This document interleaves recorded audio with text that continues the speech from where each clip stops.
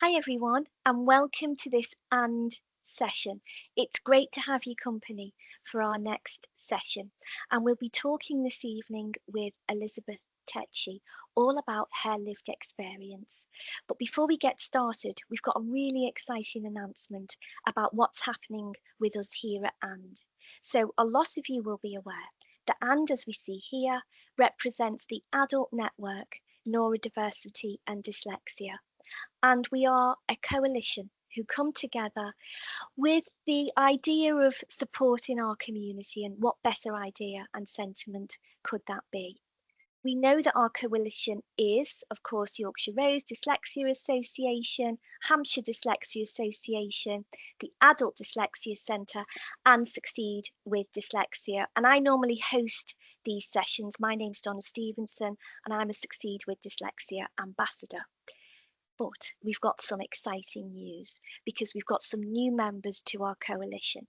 So it's a huge welcome to Neurobox, and I'm also in the Neurobox family. I'm part of their training team, and also a huge welcome to our friends at Helen Arkell Dyslexia Centre as well. And we'll be sharing the contact details at the end of our conversation.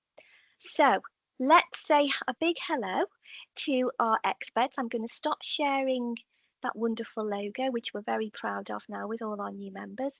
And if I can ask Sue McKenna, Flohr, Pat and Elizabeth to open up their cameras and unmute themselves so we can start our session. Hi everyone. Guys, before we get started, you've just heard me make this wonderful announcement that we've got newer members now to the coalition. But it's normally us guys that are on the live session.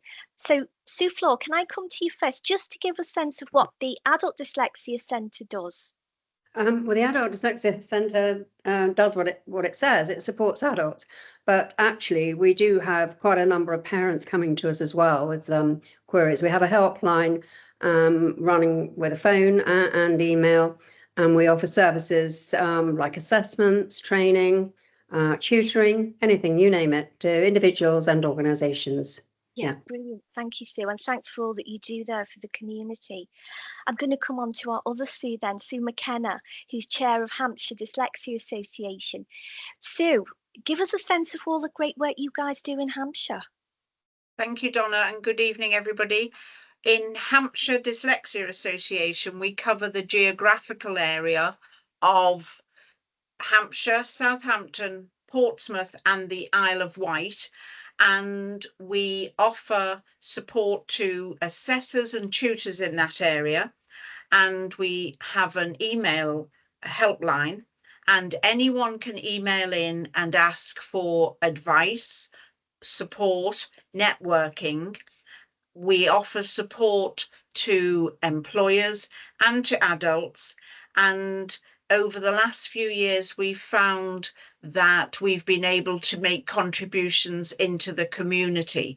So at the moment we're offering support to a fantastic project in Portsmouth called the Literacy Hubs, and we're supporting over 100 children to attend there weekly for not particularly reading lessons, but to inspire an access to literacy in an area where they may not have that access.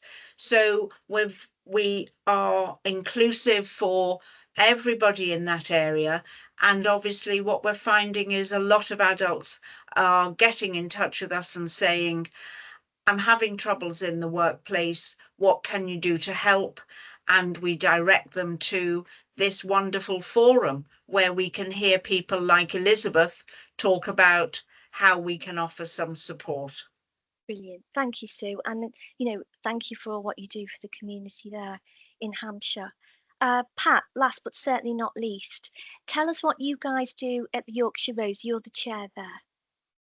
Yes, I'm the chair. I've been for many, many years, but I have to say I've now got a co-chair. Brilliant. Which means I might be able to do a little less work. Doubt it, but we'll see. So we started in West Yorkshire. I now live in North Yorkshire, and we cover all of Yorkshire and anybody else who wants to call us. There are not many associations in the north of England, so we do get calls from all over the place. And if we can, we help whoever we can. Like the other two groups, we have a helpline, both physical and email. I personally find the email ones quite difficult to answer because they never give me enough information. So I actually prefer the phone calls. You can do a lot more help, but we do what we can for whoever we can. Yeah. And our main service that we offer is touch typing courses on Saturday morning. And just this last Saturday, we got another little 9-year-old who passed the test, typing at 30 words a minute, and well, he didn't actually, 31 words a minute and 93% accuracy. And you should have seen the beam. It was wider than yours, Donna. How lovely. When these children actually do that, these are children who come in very some grumpy, some don't, so unconfident, and so I'm no good at anything. But when they actually pass that test, they grow 2 inches and the smile goes from ear to ear.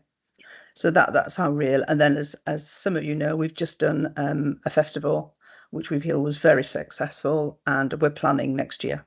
Brilliant. That's great to hear. So, And I had the pleasure of attending that festival representing Neurobox. It was brilliant, Pat. So huge well done yeah. to you guys in Yorkshire.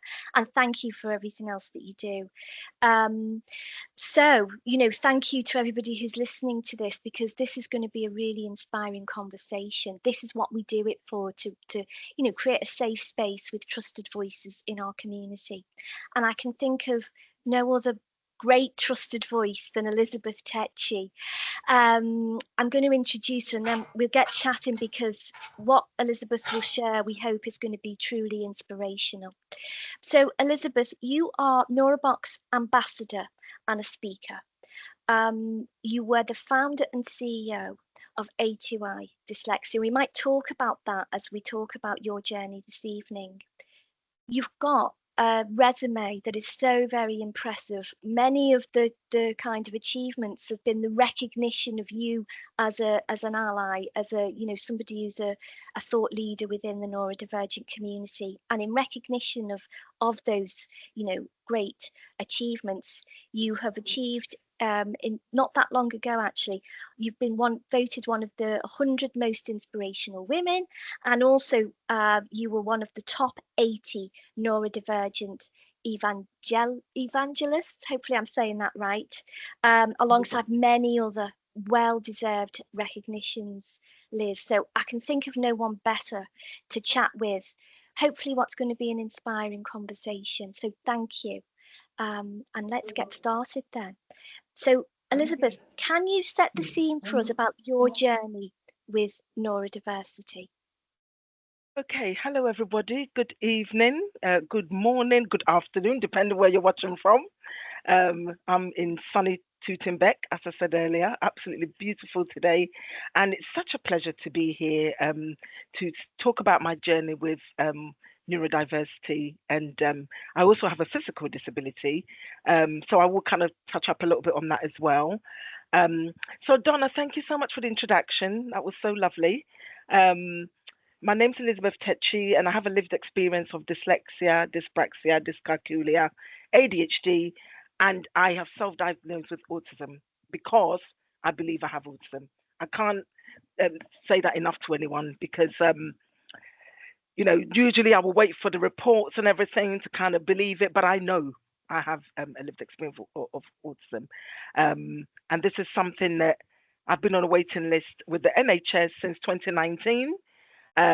Believe it or not, I'm almost giving up on it, but I can't give up because there is hope.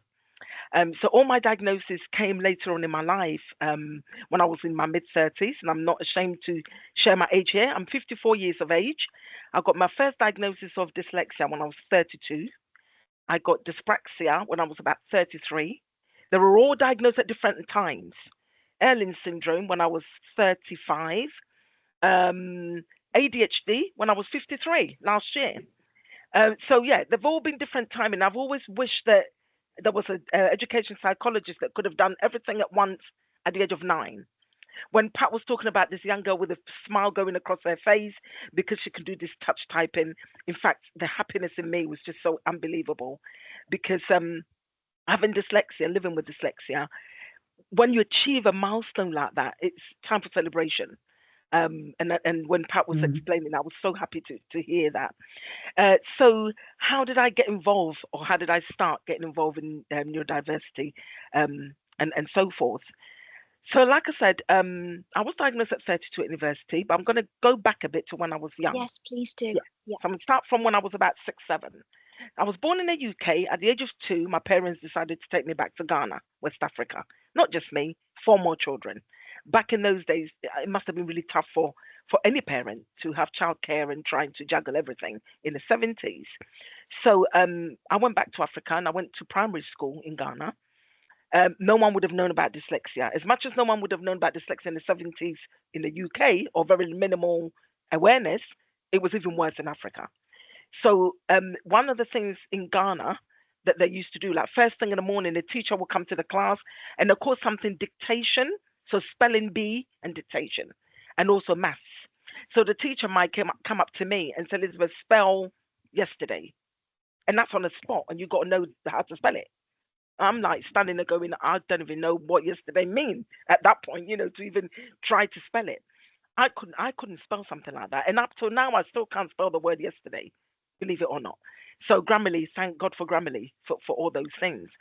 So if I couldn't spell that word, I would get caned, and I'll get punished, and I'll get bullied. And this was back in Ghana in 1978, 79.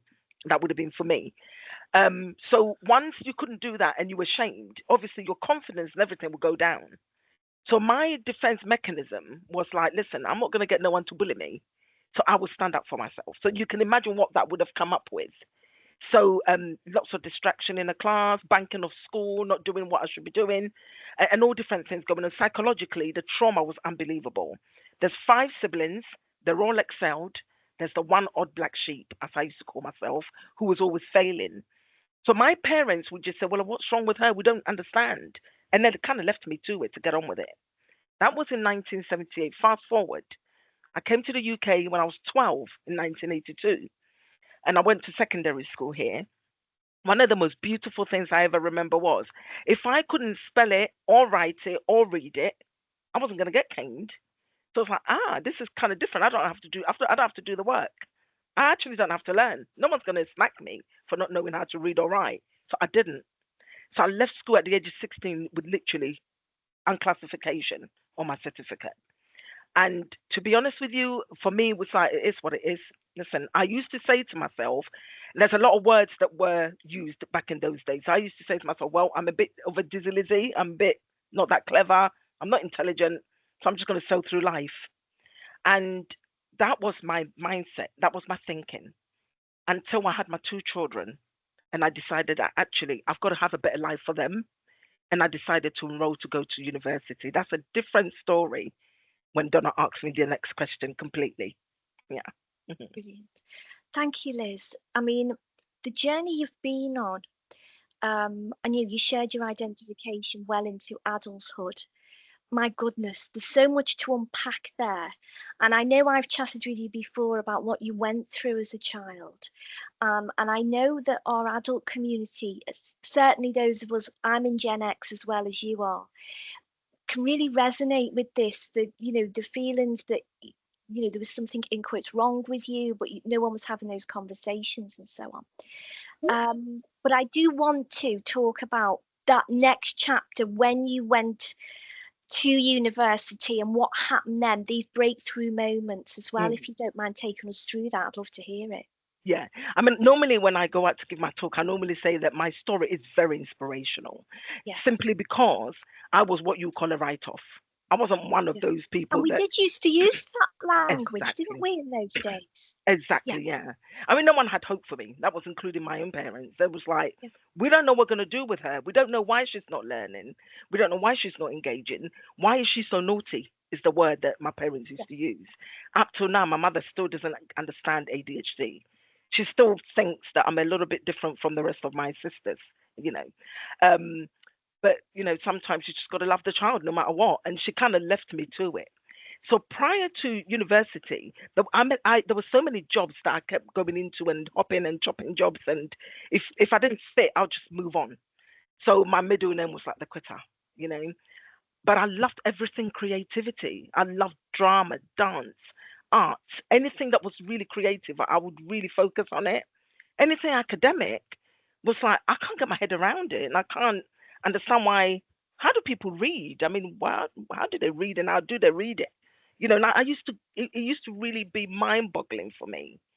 Um, and then when I walked through the door at university at Southbank Uni, and I went in as a mature student, with obviously industry experience, and I was taken on to do the course of human resource management.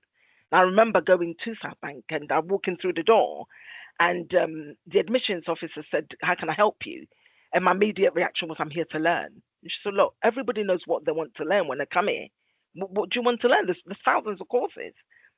And then she said, "Oh, we've got some spaces on human resource management." I thought I could do that. It's dealing with people. I love people, human. I could really do this. So I enrolled on a course, and I failed drastically my first year because obviously it's personnel management, isn't it? Back in those days is what they called it. So I completely failed. But the person who picked up that my S's were the other way around, my W's are the other way around. I'm daydreaming when the lection's going on, was my university lecturer. Those days we wrote the essay. We didn't do it with Grammarly and all these fancy things we have now. So Dr. Gloria Gordon said, "Look, I think you might have dyslexia." And in fact, I was really like, I thought, no, I don't. I was like, I don't even know what that is, and I'm not. So I didn't want the label. So I said, "That's not me." And then she said, "Well, actually, you got two options here. You could either go for help and the support with the student support services, or I'm afraid I'm going to have to kick you off the course because it's just failing. You're here to write your name and that's it. And you are causing a lot of distraction as well in this lecture theatre. And people have paid money to study." So I then had to think, either I was going to quit because that was my middle name, or either I continue. So I did go for the helping student services.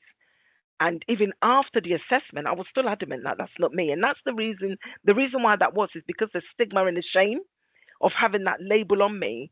And what would my community think of me if I ever said I had dyslexia and dyspraxia and dyscalculia and ADHD and all these things? So I kind of went into a little world of mine and didn't really want to accept the help. But the back of my mind was like, you've got to do something. You can't keep running away from learning. So then, I had that moment, that light bulb moment when it was like, okay, let's see this course through to the end. And I managed to finish my degree with great difficulty, if I have to be honest with you. But I succeeded in that. And that was a turnaround point for me from that day. Brilliant. I know we've spoke about this before, Liz. I'd love for you to share. You've hinted at it a little bit about the impact that the identification had on you. Talk a little bit about that journey that you went on as a person to think, oh, okay, I'm not a quitter, I'm not a write-off. I actually have this thing called dyslexia, and then you find out a little later on that there's all the differences there. I mean, you're truly neurodivergent in those ways, aren't you? Yeah. How have those labels impacted on you, if you don't mind sharing that? To be honest, having the labels has been liberating for me. And I say this all the time. As much as people don't like labels, and I was one of those people that didn't like the label helped me to be who I am today. Because, for example, if I went into any work and I said I had dyslexia, I know a lot of people self-diagnose and say they've got dyslexia. In my case, as a Black woman, that was a bit difficult. Sometimes I wasn't even believed. It was like, okay, so you have dyslexia, where's the proof? Is what I used to get asked. So for me, it was very important that I had the identification. And once I had that, the world was my oyster. Employers would, they would make accommodations for me. People were more understanding. It was like being liberated, being set free, like a bird being set free from a cage.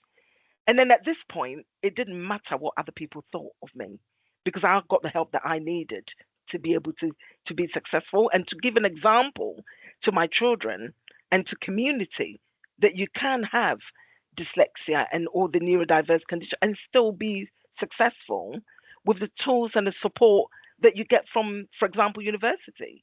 I got assisted technology, and that's what made me sew through. Like when Pat said, a little girl who's doing a touch typing, honestly, I just wanted to jump with joy, because when you've crossed that little tick on your sort of paper or whatever it's called, it's an achievement. It's a great achievement. And so the labels didn't matter anymore.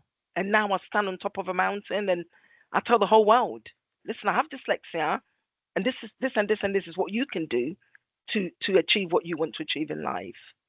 Yeah, I love it. And thank you for standing on that mountain and sharing, because you make a difference. And this is why what you do at Neurobox as an ambassador, as a speaker, I've said to you before, when you talk, people stop and listen. And that's such a gift, Elizabeth. And I think, thank you, because you put it to the community to really try and make a difference. Am I right in thinking then your life has almost been in two halves, pre-identification and not knowing that stuff about yourself, or maybe you suspected in your quieter times, and then the identification and what you've done with that since?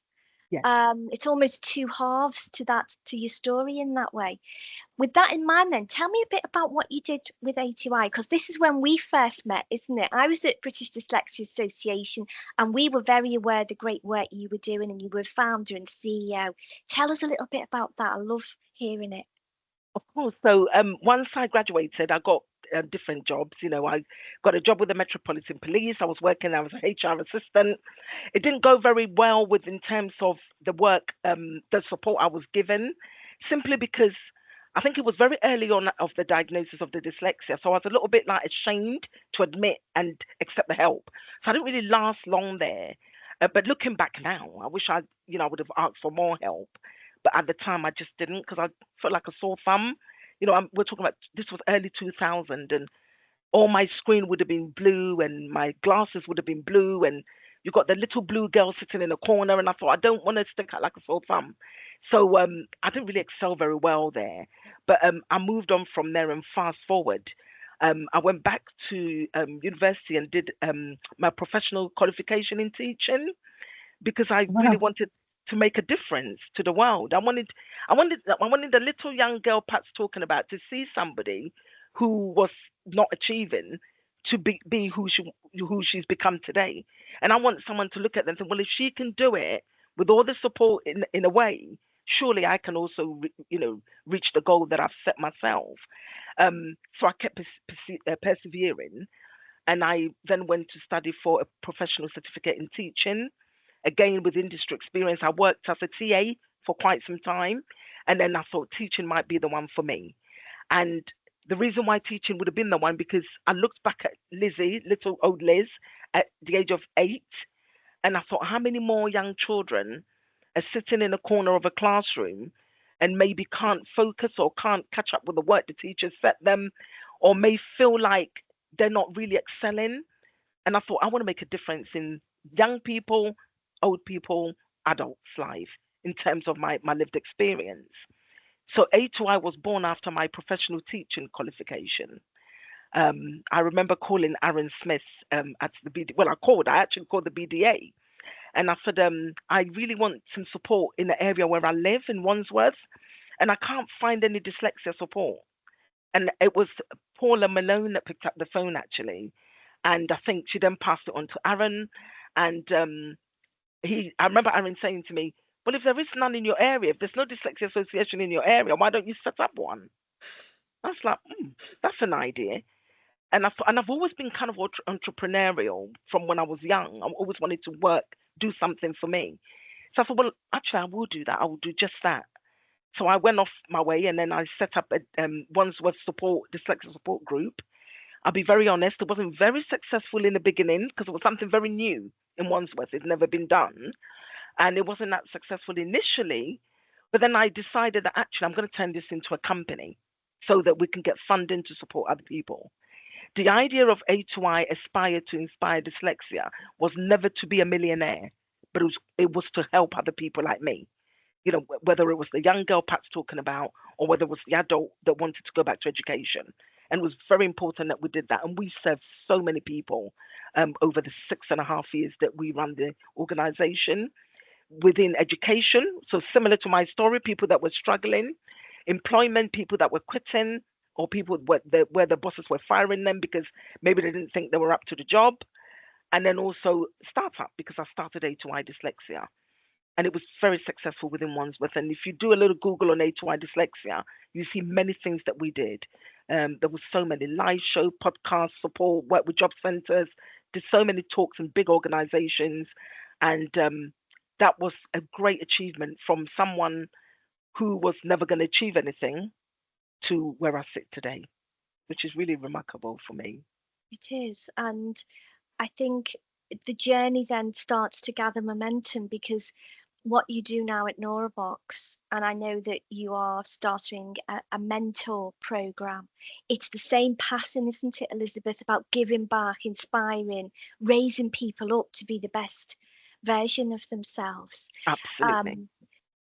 What messages then, bearing in mind everything you've been through, all the different chapters, for our community listening to this, and we know that AND mostly serves adults who, you know, often, unfortunately, we're still struggling with these issues, a lot of our adult community. What messages would you like to share with adults listening to this? I think any adult who's listening to this and feel like they've come to like a stumbling block, or they're not getting the support they need, or perhaps they want to go back to education, but they're a bit fearful of the unknown, I would say, you know what, I'm a big risk taker. And I would say, honestly, jump for it and go for it. Because if you get to where you want to be, you can ask for that help. And one of the things I've learned along the way is never be afraid to ask for help. Because if you don't ask, you're never going to get the answer. The only answer you're going to get is either a yes or a no. And whichever one you get is to our own benefit. I know some of us don't really want to hear no, but no can also be great to be able to, you know, go into other things as well. So the message I'll give to any adult is take that chance and go for it. And, you know, it's better you try than you never try at all. Because at least you can say, I gave it a shot and maybe it didn't go well.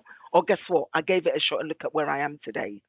So I will always say, give it a try. And no matter what you want to do, whether it's work, whether it's your own startup, whether it's advice, whether it's anything to do with neurodiversity, one of the words I can use today is ask. Ask for the help. And Donna and, you know, Pat and Sue, as we all know, there's so much help out there if you ask and you tap into it. It doesn't, I'm not saying that it's easy, but perseverance sometimes can get you to where you want to be. Yeah, thank you, Liz. And I think listening to your story and all the other guests that we've had so far in our AND sessions, you know, that ties in with everything you've just said, Ray. This is a pattern in people's stories. And you're right, people aren't on their own. There's lots of support out there. Pat and Sue, isn't Elizabeth brilliant? Any questions from you guys before we round up the conversation? Pat, I could see you were nodding as Liz was talking. I'd really like to know whether your children are dyslexic. Actually, my son's got ADHD. And again, I was running away from that. It was the school head teacher that said, he's so distractive, I don't think we can teach him anymore. So you're going to go for help. And actually excluded him from school. And at the age of 8, he was then diagnosed with ADHD. Again, I didn't have much awareness of that, but yes, he's got ADHD. My middle daughter, who's 27, has got dyspraxia. And my youngest, who's 14, has got auditory processing disorder. So very genetic. And my mother, who still doesn't understand some of the things I do, probably have dyslexia. She's 84 years of age, and I'm pretty sure she's got dyslexia. Yeah. A truly neurodivergent family. Yeah, absolutely. But, you know, having you there, Elizabeth, I'm guessing, I mean, I know you'll be a brilliant role model to your children. That comes back to what you said at the beginning when you were saying, I want to, you know, inspire my kids. I've got to do something thinking about my kids and so on.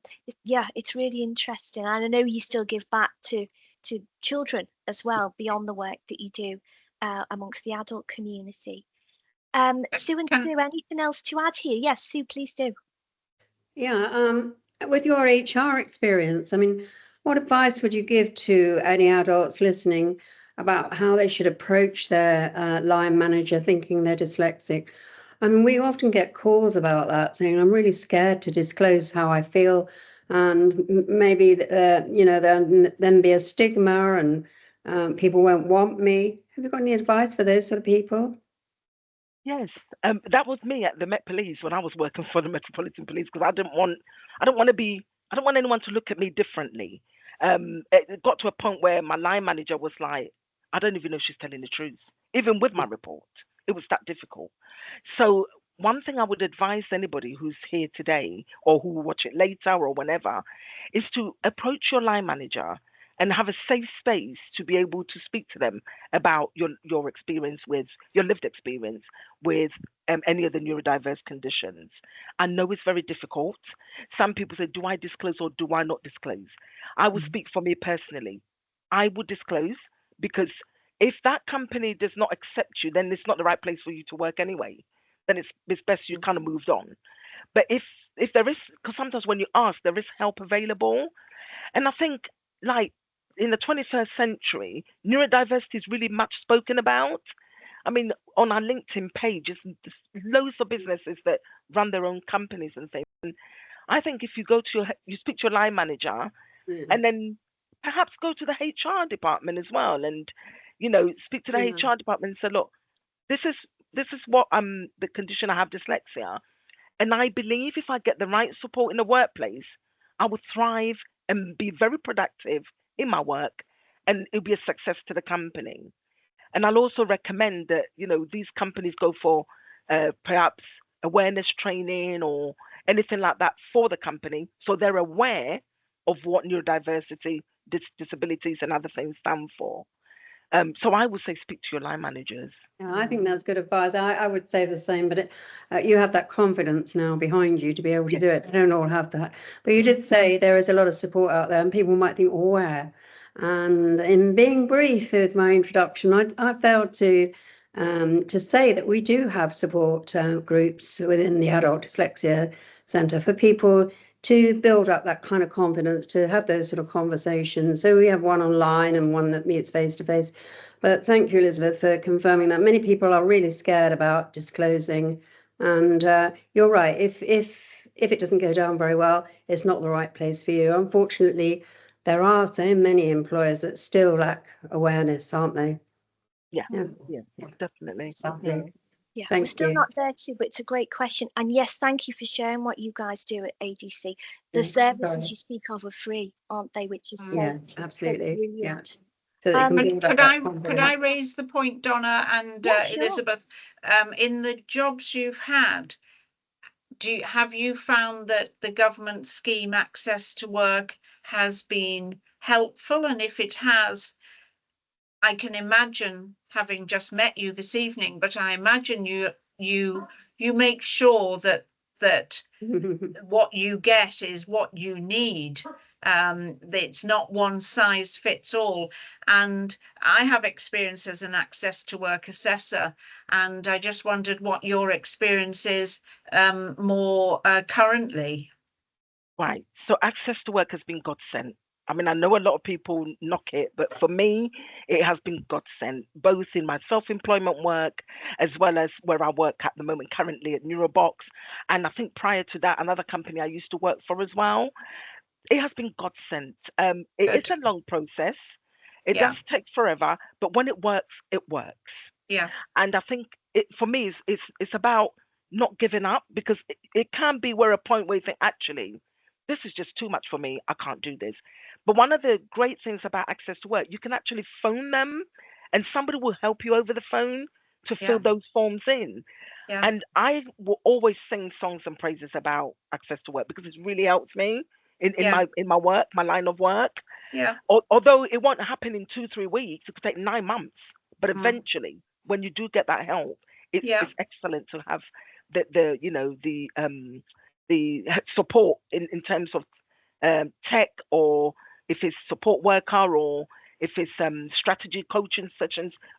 All of these things have been godsend.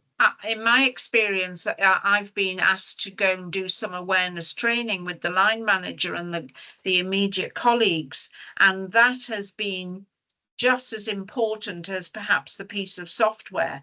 So I also always direct adults. We get a lot of calls and emails from partners saying, my partner hasn't been able to achieve in work. I know he has dyslexia. He won't have an assessment. What can I do? And I often say, perhaps, start with access. Well, start with your line manager, talking to your company, talk to Access to Work, because they don't always need a full diagnostic assessment, do they? Right. They could perhaps have a screening test, which probably Donna knows more about than I do, but it doesn't have to be a barrier of I can't afford £500 for an assessment, because as you've self-diagnosed yourself with some neurodiverse conditions, it's not difficult to diagnose perhaps somebody who's in his 40s who hasn't been able to read or spell very well, and now his children have been identified at school. So like you, I'm always saying keep pushing, because it will make the difference. And being unemployed, that's no help to anybody. I agree, Suzanne. Is it Suzanne?